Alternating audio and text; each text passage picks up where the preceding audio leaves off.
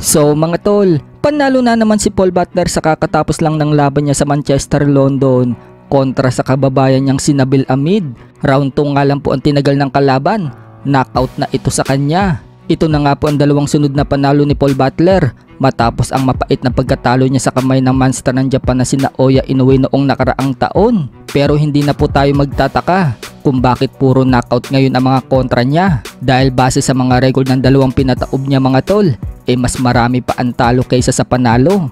Samantala, magandang balita naman po ang bumungad sa atin dahil sa kakatapos lang po ng laban ng kababayan natin na si Michael Dasmariñas kontra kay Jorge Sanchez ng Panama.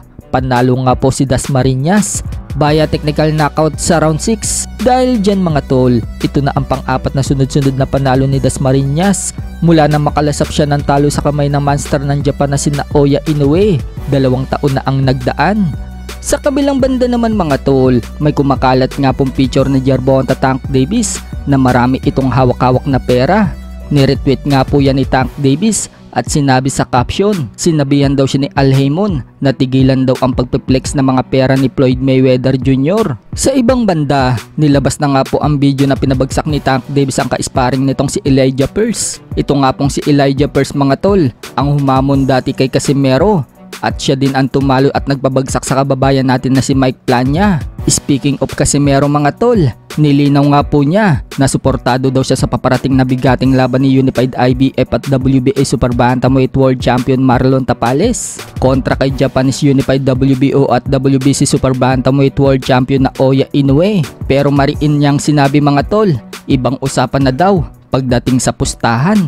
Kay Inoue kasi pupusta si Casimero. Ibig sabihin lang niyan mga tol, para kay Casimero, wala talagang panama itong si Marlon Tapales at si Inoue ang mananalo para sa kanya.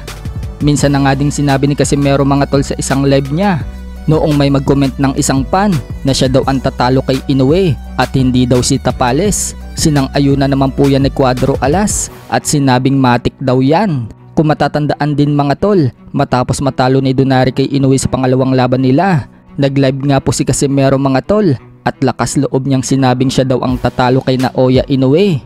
Yan po yung panahon na hawak pa ni Casimero ang WBO Bantamweight belt. Okay, mag-alala guys! Nandito pa rin sa atin yung Alas! Tayo lang makapabagsak dyan!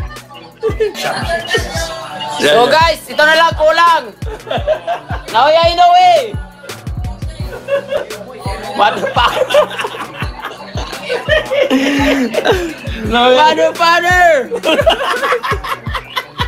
Father!